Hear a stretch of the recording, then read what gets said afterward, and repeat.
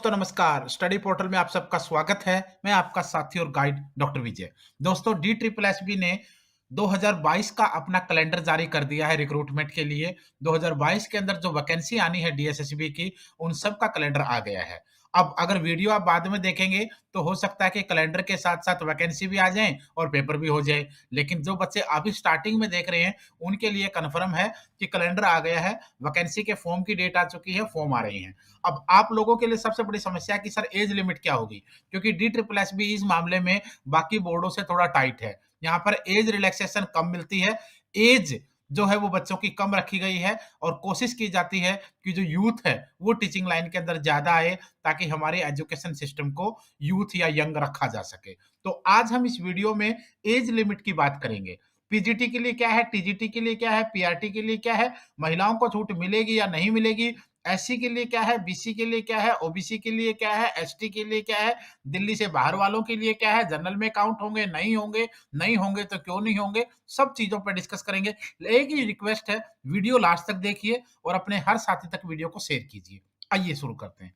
शुरू करने से पहले एक और बता दूं कि हम ऑल ओवर इंडिया के अंदर डी ट्रिपल एस बी के नोट्स कोरियर से भेजते हैं। इस तरीके की बुकलेट के पूरे सेट होते हैं, जिसमें पेपर 1 पेपर 2 दोनों आपका कंप्लीट दिया जाता है। पार्ट 1 और पार्ट 2 का फटाफट ऑर्डर कर लीजिए, घर बैठ के तैयारी कीजिए। समय कम है, इसलिए ज्यादा मेहनत करेंगे और अच्छा कंटेंट पढ़ेंगे तो सिलेक्शन से आपको कोई रोक नहीं पाएगा। अगर आप तैयारी कर रहे हैं तो आप अपना नाम, अपना सिटी, एग्जाम का नाम और सब्जेक्ट, ये चारों चीजें इस नंबर पर व्हाट्सएप कर दीजिए, ताकि आने वाले एग्जाम के बारे में हर जानकारी आपको व्हाट्सएप के थ्रू हम फ्री ऑफ। सबसे पहले अगर डीएसएसबी में जितने भी सब्जेक्ट हैं, हिस्ट्री हो, ज्योग्राफी है, पॉलिटी है, इकोनॉमिक्स है, फिजिक्स है, केमिस्ट्री है, बायो, हिंदी, इंग्लिश, जितने भी आपके लिए सारे के सारे जो सब्जेक्ट हैं, यानी पीजीटी के ऑल सब्जेक्ट, डीएसएसबी की जो एज लिमिट होती है वो 36 साल होती है। याद रहे, पहले मैं इसको जनरल के लिए बता रहा हूं। जो जनरल कैटेगरी के कैंडिडेट हैं उनकी बात हो रही है, उसके साथ रिलैक्सेशन की बात करेंगे। तो डीएसएसबी के अंदर ऑल पीजीटी पोस्ट जो है वो 36 साल की एज लिमिट होती है। डीएसएसबी टीजीटी के लिए जो एज लिमिट होती है वो 32 साल की होती है। डीएसएसबी पीआरटी के लिए जो एज लिमिट होती है वो 30 साल होती है। और उसके साथ अगर म्यूजिक की बात करेंगे तो 32 साल होती है। म्यूजिक को टीजीटी में काउंट किया जाता है।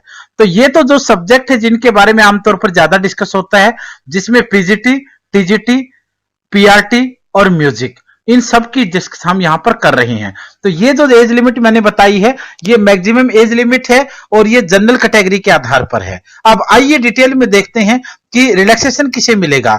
अगर आप पीआरटी के कैंडिडेट हैं, जनरल कैटेगरी में हैं, तो आप 30 साल के बाद नहीं भर सकते। अगर आप टीजीटी के हैं, जनरल कैटेगरी में हैं, तो 32 के बाद नहीं भर सकते।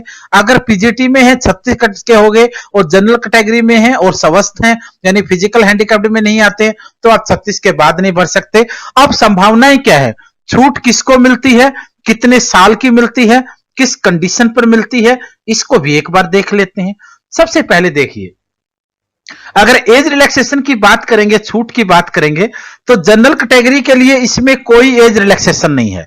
जनरल के लिए पीजीटी 36 साल अप्लाई कर पाएगा, टीजीटी 32 साल, पीआरटी 30 साल। लेकिन अगर दूसरी एज कैटेगरी में आएंगे, जैसे अगर आप एससी हैं या एसटी हैं, तो 5 साल का रिलैक्सेशन आपको मिलेगा। 5 साल, यानी पीआरटी के हैं तो 30 की बजाय 35 हो जाएगा, टीजीटी है तो 32 की बजाय 37 हो जाएगा, और अगर पीजीटी है तो 36 से आपका 41 हो जाएगा। उसके साथ अगर आप बात करते हैं ओबीसी वाले बच्चों की, जो कैंडिडेट ओबीसी में हैं, वो अगर पीआरटी के हैं तो 30 की बजाय 33 तक फिल कर सकते हैं। अगर एससी एसटी में हैं तो 30 की बजाय आप लोग, पीआरटी की बात हम कर रहे हैं यहां पर, पीआरटी की बात हम ओबीसी में देखेंगे तो 30 साल से 33 तक। अगर टीजीटी वाले हैं तो आप लोग 32 साल से 3 साल मिलाओगे 35 हो जाएगा, और पीजीटी के लिए आपका 36 से 39 हो जाएगा। उसी तरीके से अगर आप फिजिकल हैंडीकैप्ड हैं तो आपको 10 साल का रिलैक्सेशन है। यानी पीआरटी का बच्चा अगर है और फिजिकल हैंडीकैप्ड है, तो जनरल वाला बच्चा, अगर पीआरटी की बात करेंगे तो वो 40 तक जाएगा, टीजीटी वाला 42 तक जाएगा और पीजीटी वाला 46 तक जाएगा। लेकिन अगर आप लोग एससी एसटी के साथ फिजिकल हैंडीकैप्ड हैं तो 10 और 5 15 ऐड हो जाएगा। ओबीसी के साथ फिजिकल हैंडीकैप्ड हैं तो आपका 10 के साथ साथ 13 ऐड हो जाएगा। तो ये चीजें आप लोग एक बार देख लीजिए। यानी जनरल कैटेगरी वालों के लिए कोई एज रिलैक्सेशन नहीं है, ओबीसी के लिए 3 साल है, SC ST का 5 है, फिजिकल हैंडीकैप्ड का 10 है। फिजिकल हैंडीकैप्ड के साथ अगर कैटेगरी मैच होते हैं रिजर्वेशन की तो वो ऐड हो जाएगा, प्लस हो। अब क्वेश्चन बच्चों का आता है कि सर अदर स्टेट वाले बच्चों का क्या होगा। दोस्तों डीएसएसबी अपने नोटिस में हर बार लिखता है कि other state candidates will be counted in general category only. यानी अदर स्टेट यानी अदर राज्य के बच्चे, दूसरे राज्यों के बच्चे, दिल्ली से बाहर के, यूपी हो, बिहार हो, हरियाणा हो, पंजाब हो, राजस्थान हो, मध्य प्रदेश हो, कर्नाटक हो, महाराष्ट्र हो, तमिलनाडु हो, कहीं भी हो, दिल्ली से बाहर के जो बच्चे हैं, दिल्ली से बाहर के जो बच्चे हैं, वो बच्चे जनरल कैटेगरी में काउंट किए जाएंगे। उसका मतलब ये होता है कि मान लो आप लोग ओबीसी हैं और आप किसी और राज्य के हैं, हरियाणा, पंजाब, दिल्ली से बाहर कहीं भी, हरियाणा, पंजाब, यूपी, बिहार कहीं भी। अगर आप ओबीसी के बच्चे हैं, तो आपको जो एज का रिलैक्सेशन है, वो नहीं मिलेगा, बिल्कुल नहीं मिलेगा। मान लो पीआरटी में एज 30 है, अगर आप किसी और वैकेंसी, अगर आप दिल्ली के हैं, तो आपको 3 साल का रिलैक्सेशन मिल जाएगा। लेकिन अगर आप दिल्ली से बाहर के हैं, तो आपको रिलैक्सेशन नहीं मिलेगा, आप जनरल में काउंट होगे, आपकी 30 ही एज होनी चाहिए। लेकिन ये तो आपके लिए अदर स्टेट वाले बच्चों के है, ओबीसी वगैरह वालों का। लेकिन एससी और एसटी की अगर मैं बात करूं, एससी और एसटी की मैं बात करूं, तो ये बच्चों को रिलैक्सेशन मिलेगा। ये बच्चे दिल्ली से बाहर के बच्चे, जो अदर स्टेट वाले बच्चे हैं, वो दिल्ली वालों के बराबर ही काउंट होंगे, क्योंकि एससी एसटी को एज का रिलैक्सेशन दिया जाएगा, चाहे वो आप दिल्ली के हो, चाहे वो अदर स्टेट के हो। तो ये चीज याद रखना। यानी अदर बैकवर्ड क्लास वालों को नहीं, कहने का मतलब इनका साफ है, एससी एसटी वालों को ये देंगे, लेकिन ओबीसी और अदर वाले जो है ना, उनको नहीं देंगे। मुझे नहीं समझ में आ रहा है क्यों है, बट जो रूल है वो है। हम तो सिर्फ रूल पे चल सकते हैं, अप्लाई करेंगे तो रूल पे चलेंगे। अगर अप्लाई कर भी देंगे और फॉर्म पेपर दे ही नहीं पाए तो फायदा क्या है, सिलेक्शन हुआ ही नहीं तो फायदा क्या है। तो ये चीज याद रखना, अदर स्टेट वाले बच्चे जनरल में काउंट होंगे, लेकिन अदर स्टेट वाले एससी एसटी वाले जो बच्चे हैं, उनको रिलैक्सेशन जरूर मिलेगा, वो जनरल में काउंट नहीं करेंगे। ये रूल हमेशा है और आगे भी, अभी तक तो है, आगे देखते हैं क्या संशोधन होगा। अगला क्वेश्चन बच्चों का आता है भाई, एज रिलैक्सेशन फॉर वुमेन, महिलाओं के लिए, बच्चियों के लिए, बेटियों के लिए, महिलाओं की जो एज रिलैक्सेशन है ना, इसके ऊपर काफी सारा बवाल रहता है डीएसएसबी में। वो इसलिए रहता है क्योंकि ये एक रूल पे टिकते नहीं है। डीएसएसबी कभी नहीं टिकता है, थोड़ा वो चेंज आगे पीछे हमेशा करते रहते हैं। केवीएस और एनवीएस में आप देखोगे तो महिलाओं को हमेशा से 10 साल का रिलैक्सेशन है, कोई दिक्कत नहीं है। 10 साल का रिलैक्सेशन केवीएस एनवीएस में हमेशा है। लेकिन डी ट्रिपल एस भी क्या करता है, डी ट्रिपल एस भी पहले तो देगा नहीं, पहले तो देगा नहीं, फिर बच्चे कोर्ट में जाएंगे, फिर कोर्ट इनको फटकार लगाएगा, फिर बोलेंगे चलो चलो हम अब की बार दे देते हैं। पिछली बार भी आपने देखा 2019-20 वाली जो वैकेंसी आई, उनमें क्या किया, उनमें डीएसएसबी ने रिलैक्सेशन नहीं दिया महिलाओं को। बच्चे कोर्ट गए, कैट ने जाकर के फिर डीएसएसबी को फटकार लगाई और फिर जाकर के बच्चों को ये मौका मिला गया या दिया गया रिलैक्सेशन का।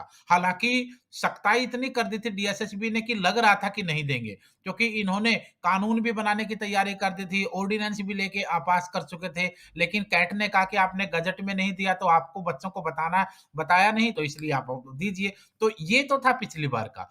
अब की बार एज रिलैक्सेशन मिलेगा या नहीं मिलेगा, सच्चाई में ये बता रहा हूं, फेयर बिल्कुल सच्चाई ये है कि दोस्तों अब कुछ नहीं कहा जा सकता। कोई आपको बोल देगा मिलेगा मिलेगा, डरिए मत, कोई आज बोल देगा बिल्कुल नहीं मिलेगा, आप छोड़ दीजिए पढ़ाई, बिल्कुल कुछ नहीं कह सकते।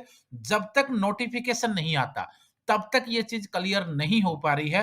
होप जो कि मिले, अच्छी बात है मिले, और अगर 1% नहीं भी मिलता है तो कोर्ट का रास्ता हमारे लिए फिर भी तैयार है। पिछली बार भी हम सब कोर्ट गए थे, अब की बार भी कोर्ट जाने के लिए तैयार हैं, और कोशिश हमारी ये रहेगी कि महिलाओं के लिए, बच्चियों के लिए एज रिलैक्सेशन तो कम से कम दिलाया जाए। क्योंकि जो स्टडी का टाइम होता है, जो अपना करियर बनाने का टाइम होता है, उसमें से 8-8, 10-10 साल ये बच्चियां परिवार के लिए देती हैं, और वो समय इनको आगे मिलना चाहिए। यही वुमेन एम्पावरमेंट है, यही महिला सशक्तिकरण है। और अगर ये आप नहीं दे पा रहे हैं तो वुमेन एम्पावरमेंट कुछ नहीं, महिला सशक्तिकरण कुछ नहीं, आप इन लोगों को रोजगार का मौका ही नहीं दे पा रहे हैं, तो फिर कहाँ का सशक्तिकरण। तो ये चीज याद रखिए, अभी कुछ नहीं कह सकता मैं, लेकिन इतना जरूर है नोटिफिकेशन में आता है तो अच्छी बात है, नहीं आता है तो कोर्ट के रास्ते एक बार फिर रिलैक्सेशन महिलाओं को दिलाने की कोशिश 100% रहेगी। चाहे कुछ भी कर लिए जाए, चाहे कहीं भी वकीलों के पास कहीं भी जाना पड़े, कोई दिक्कत नहीं है। धरने होंगे, कुछ भी हो, लेकिन रिलैक्सेशन जरूर कोशिश रहेगी। किसी भी स्टेट में आप KVS, DSSB, NVS, CTET, UP TET, super TET, Haryana TET, Aarohi school, atomic energy, किसी भी एग्जाम की तैयारी कर रहे हैं तो मैंने बताया था कि आपको अपना नाम, अपने नाम के साथ आपका सब्जेक्ट और उसके साथ साथ आपको अपना सिटी या फिर D SSS भी लिख सकते हो। ये चीजें लिखकर आप इस नंबर पर व्हाट्सएप कर दें। अगर स्टडी मटेरियल चाहिए तो कॉल करके या व्हाट्सएप पे मैसेज करके बाई कोरियर मंगवा सकते हैं। पूरे